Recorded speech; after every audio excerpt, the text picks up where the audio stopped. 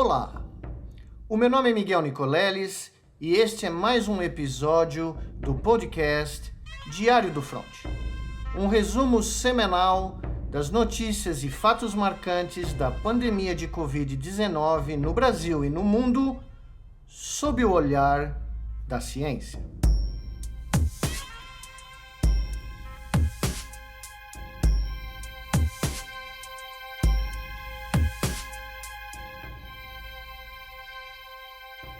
São Paulo, 6 de julho de 2021. Este é o episódio 10 do Diário do Front. À medida que nós nos aproximamos do 18º mês da pandemia de coronavírus no mundo, é muito interessante observar, nesse momento, a dinâmica peculiar da pandemia em diferentes partes do planeta. Evidentemente, nos últimos meses, além da dinâmica própria do coronavírus e das suas novas variantes, nós temos que levar em conta nessa análise as diferenças que foram criadas com as velocidades bem díspares de vacinação no mundo desenvolvido e nos países mais periféricos. Na realidade, nós temos já países cruzando 60% da população vacinada com 2 doses, como Israel, Reino Unido, países como os Estados Unidos atingindo próximo de 50%,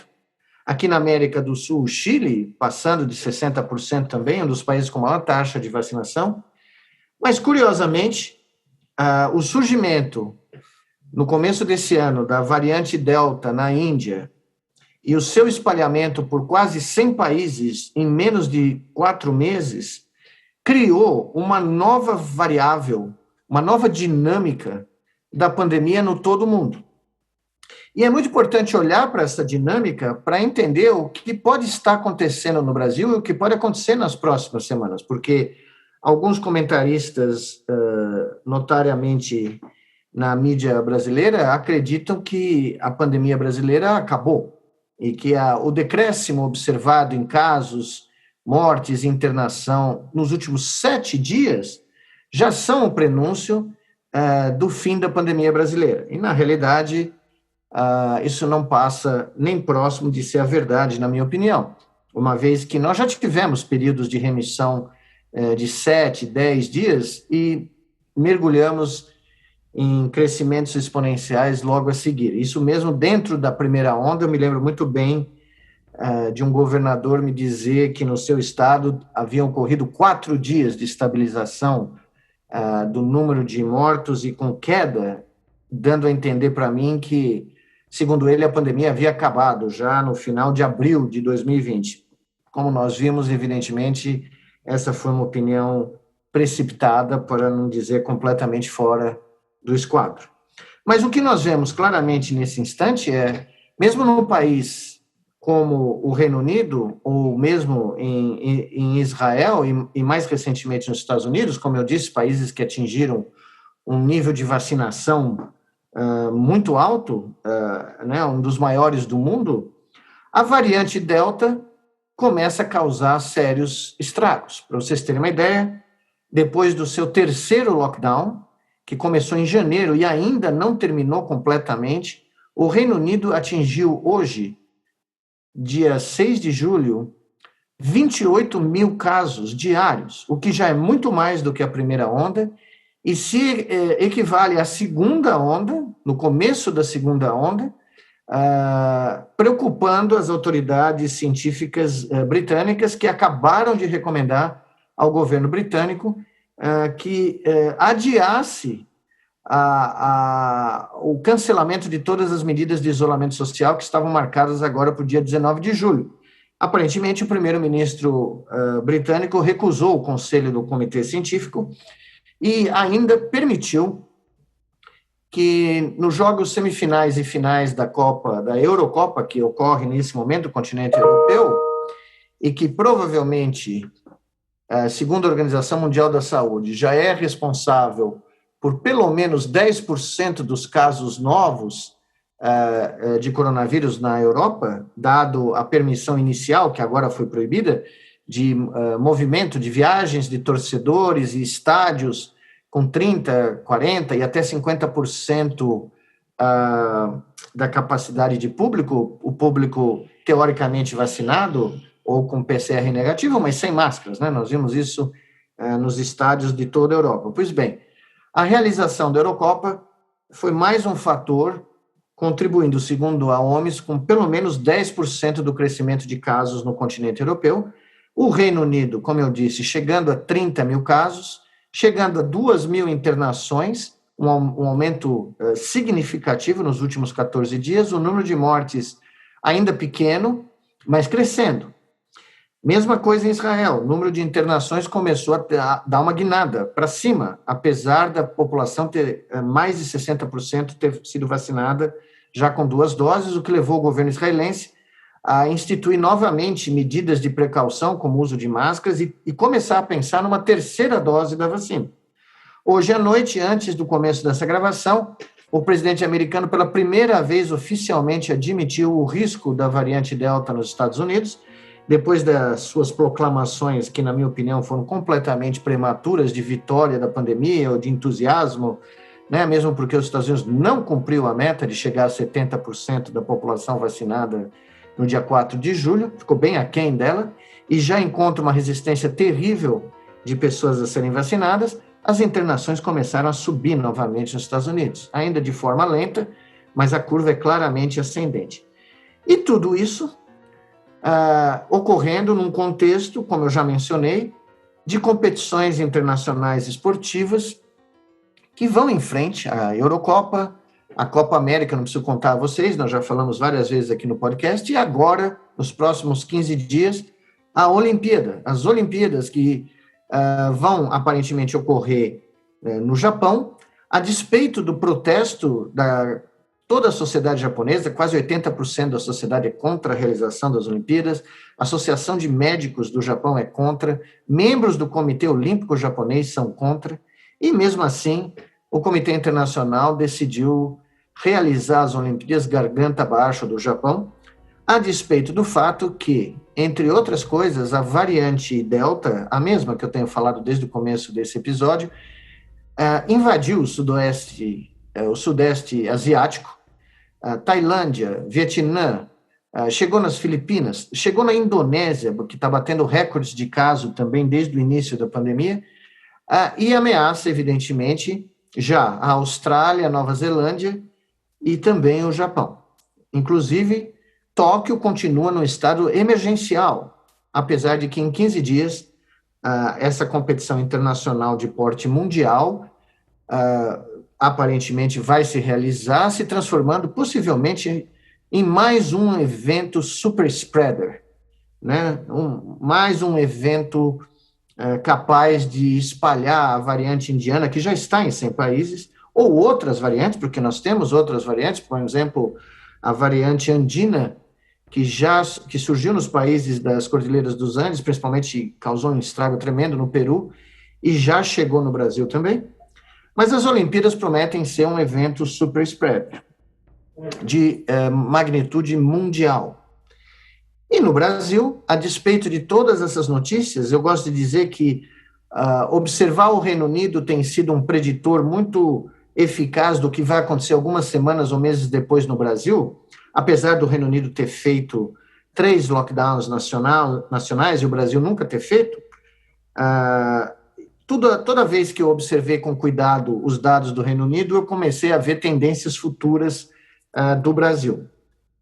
Só fazendo um parêntese, entre o episódio 9 e esse episódio de hoje, o nosso trabalho descrevendo os 3 fatores principais que geraram a dinâmica de espalhamento e que foram responsáveis por provavelmente quase 99% dos casos nas primeiras 4 semanas da pandemia no ano passado aqui no Brasil, em março de 2020, acabou de ser publicado, teve uma repercussão mundial muito legal. Ele se encontra no site da Nature, da revista onde nós publicamos, uma das revistas do grupo Nature. Eu vou colocar aqui na descrição do nosso podcast o link para quem estiver interessado em ler o trabalho, porque ele ele, na realidade, apesar de descrever a primeira onda,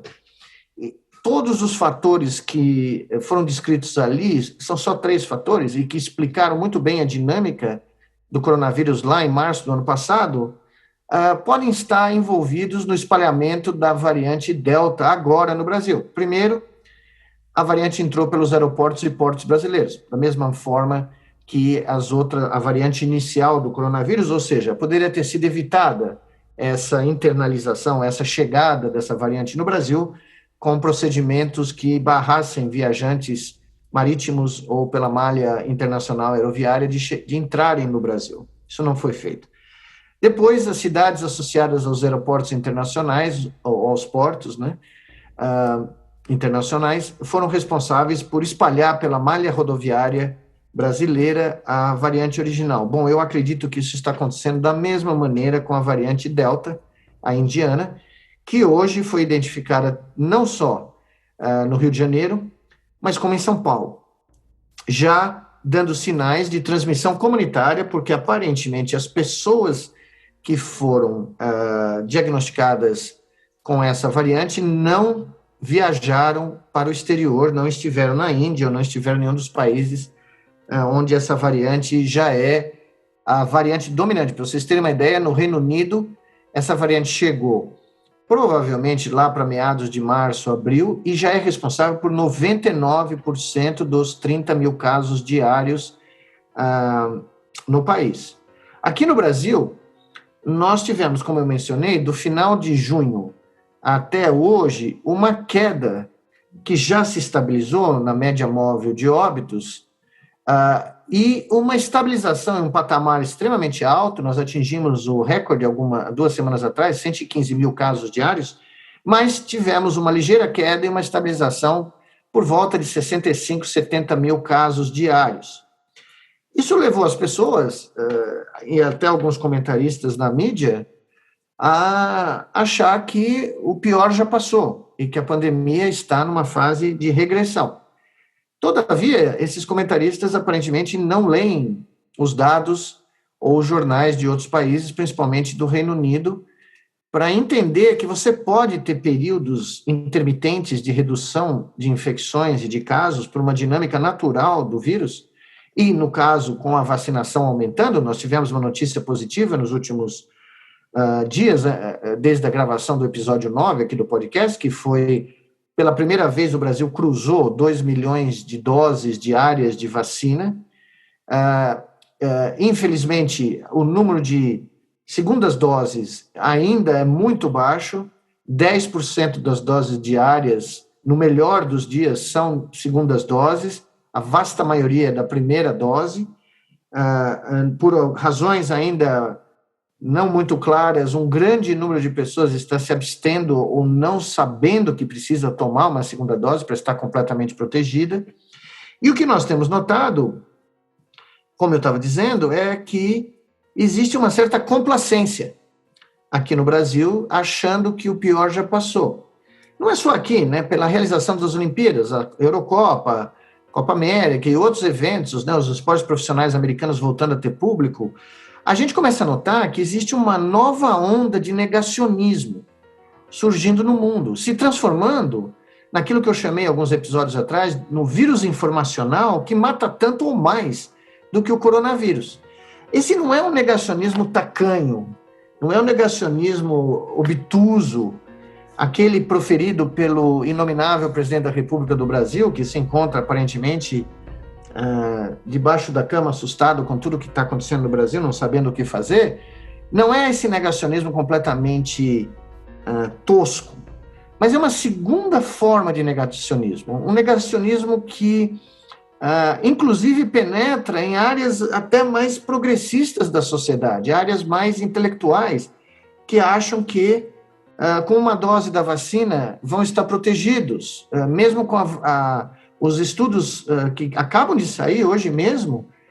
mostrando que as vacinas têm uma redução significativa de proteção contra a variante indiana, mesmo vacinas que têm proteção acima de 90%, como a Pfizer, tem uma queda de quase 30% no que tange a proteção na segunda dose, com 2 doses, a variante indiana, né, cai para 64%, e com uma dose, a proteção cai dramaticamente para qualquer uma das vacinas aprovadas aqui no Brasil.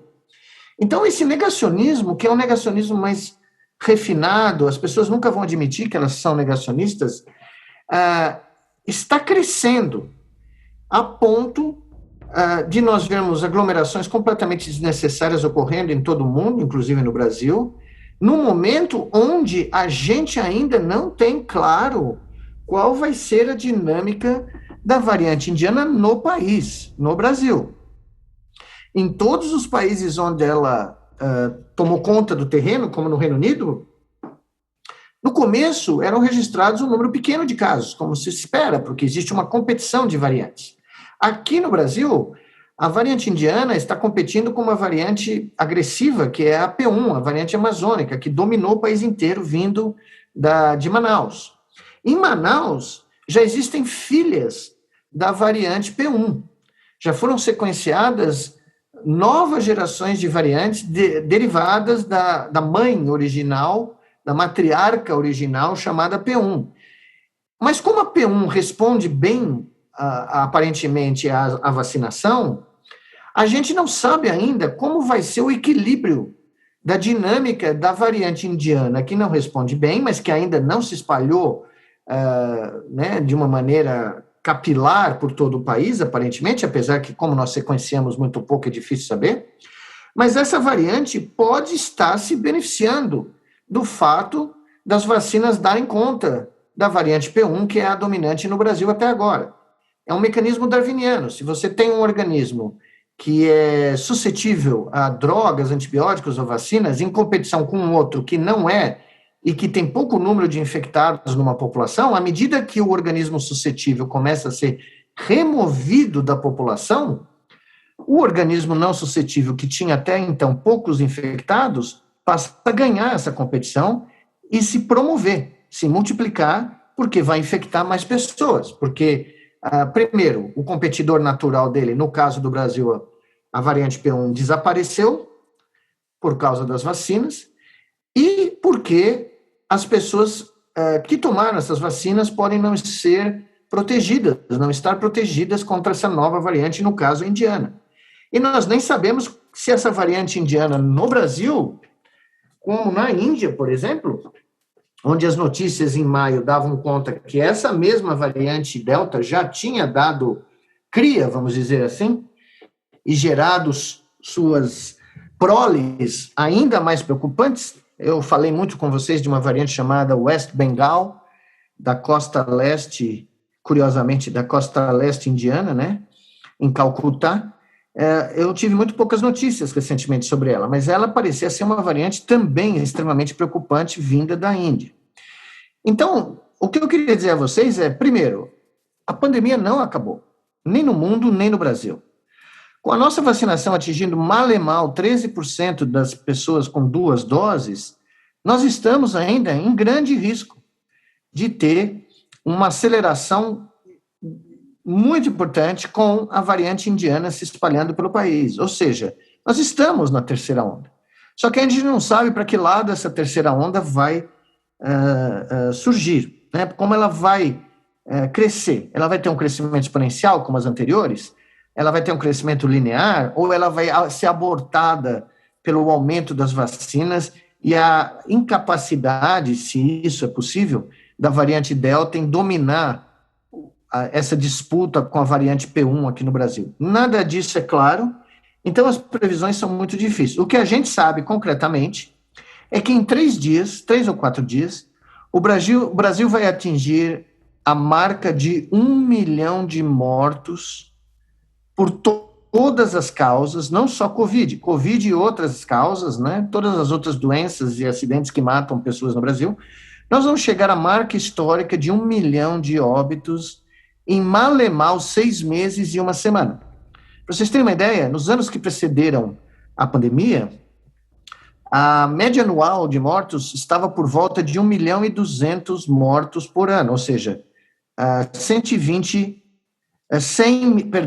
mil mortos por mês. Essa média já subiu no ano passado, em 2020, para 1.400.000 mortos. Já foi o ano de maior mortalidade da nossa história, desde que os registros são confiáveis, mantidos, né, há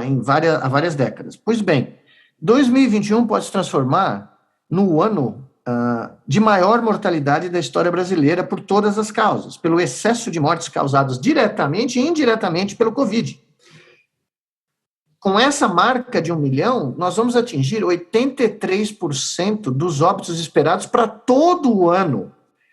se nós não estivéssemos no meio de uma pandemia.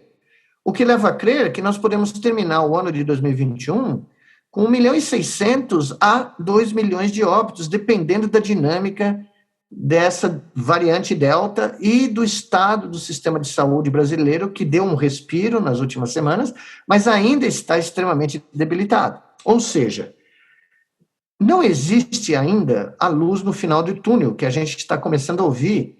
em todo o país, com cidades como Recife, por exemplo, decretando que está aberta para turismo, para negócios, tudo aberto, tudo podendo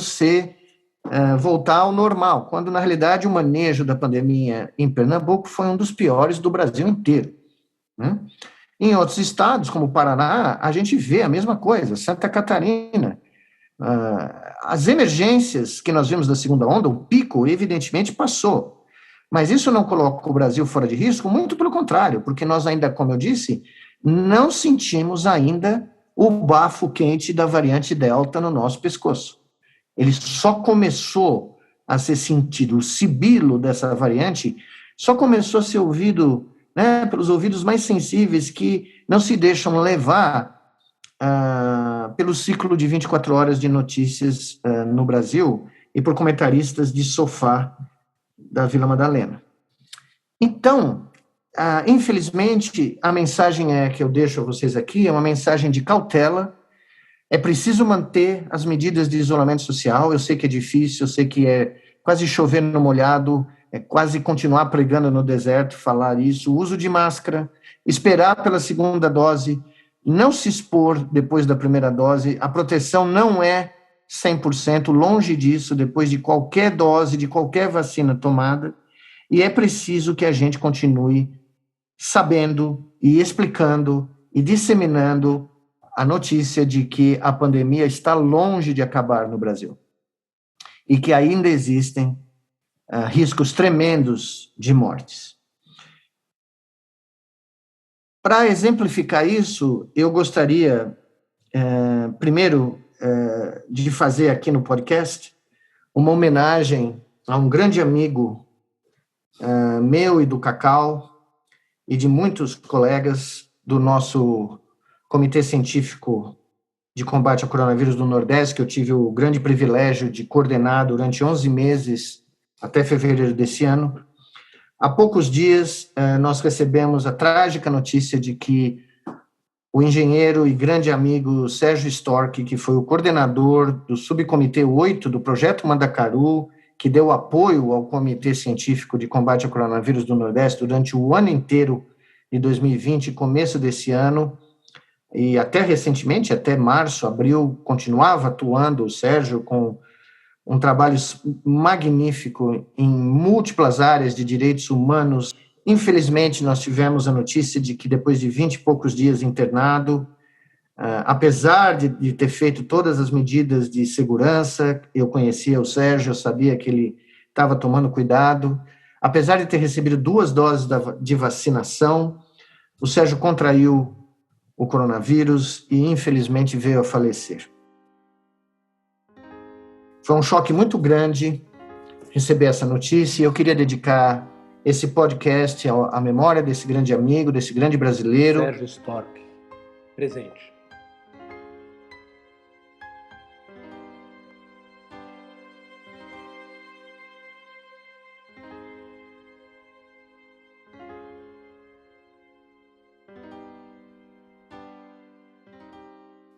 Eu queria terminar o podcast com uma nota pessoal, de pequena importância, mas que eu acho, como vocês se transformaram nos meus grandes companheiros dessa pandemia, desde os tempos do Nicoleles Night News, aqui no meu canal do YouTube, e depois com esse projeto junto com o El País, do Diário do Front. Eu queria contar uma pequena história e um pequeno desfecho dessa minha história pessoal de vida. Em janeiro de 2022, eu vou celebrar 40 anos de carreira acadêmica, carreira científica, começada aqui no laboratório da Faculdade de Medicina da USP, como auxiliar de pesquisa, ainda aluno de medicina. E como eu também contei aqui no Nicoleles Night News, em fevereiro do ano passado, eu vim visitar a minha mãe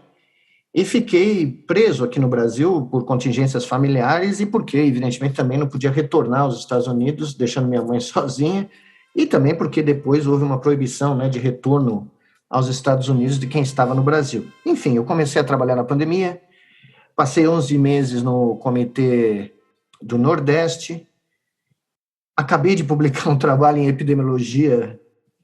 viral depois de quase 40 anos longe da epidemiologia, com o qual eu comecei a minha carreira, inclusive, na Faculdade de Medicina da USP, antes de entrar no Laboratório de Neurociências do professor César Timanharia. E ao longo desses meses eu descobri que, depois desses 32 anos de exílio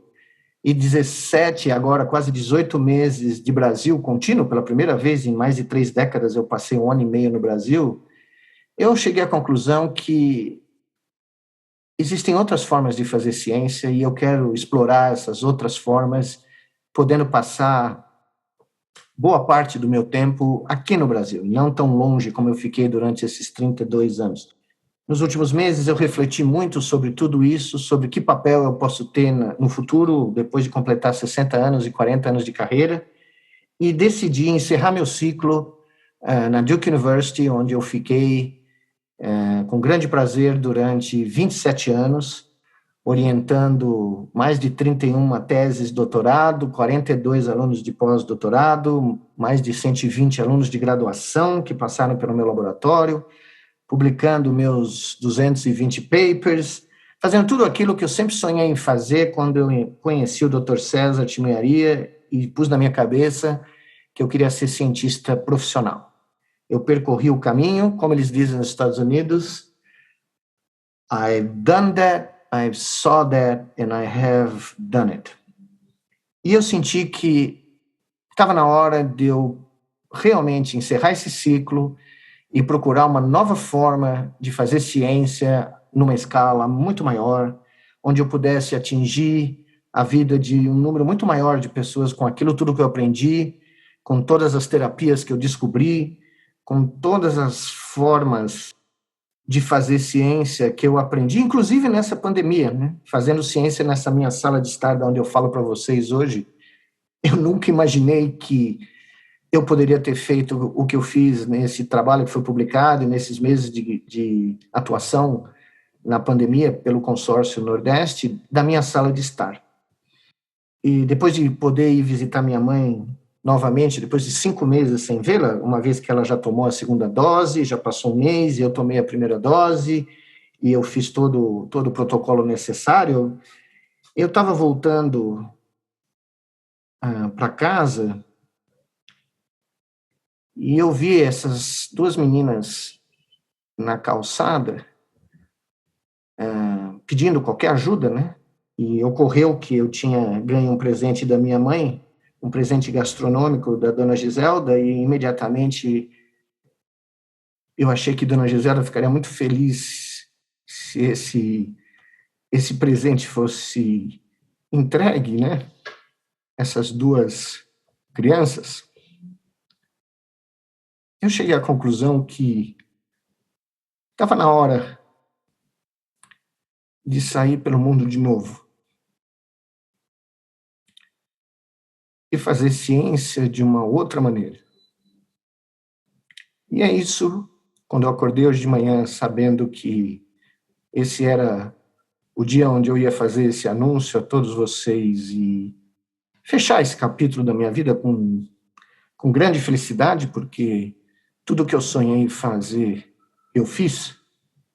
Aliás, muito mais.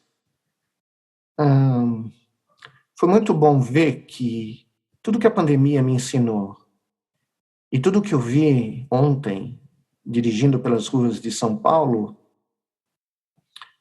ainda me dão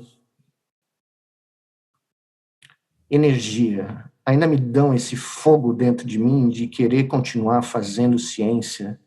no mais alto nível possível, mas agora de uma outra maneira. De uma maneira em que mais do que duas crianças possam se beneficiar de um pequeno ato de solidariedade nos anos que me restam como brasileiro. Então, eu queria encerrar esse ciclo compartilhando essa notícia com vocês, dizendo que eu estou muito feliz de ter feito tudo o que fiz. Agradecer a todos os meus professores, a todos os meus alunos, a todos os meus colegas no mundo todo,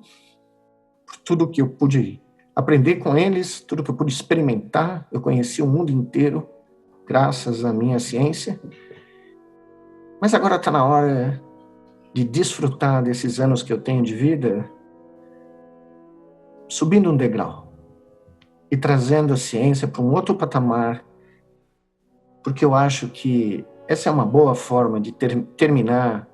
essa sinfonia que eu comecei 40 anos atrás, quando eu encontrei o professor César Timoyaria, no meio de uma madrugada, tocando uma ópera de Wagner, ensaiando a sua aula do dia seguinte. Quando eu abri aquela porta, sem saber que eu estava abrindo um futuro que eu jamais imaginei que eu poderia viver, hoje eu abro outra porta. E espero que, com tudo aquilo que eu aprendi com o Dr. César e com todos os outros grandes cientistas e humanistas que eu encontrei pelo mundo, esse futuro também seja tão imprevisível e maravilhoso como aquele que eu, sem saber, mergulhei ao abrir a porta do anfiteatro de microbiologia da Faculdade de Medicina da USP em 1982. Até mais.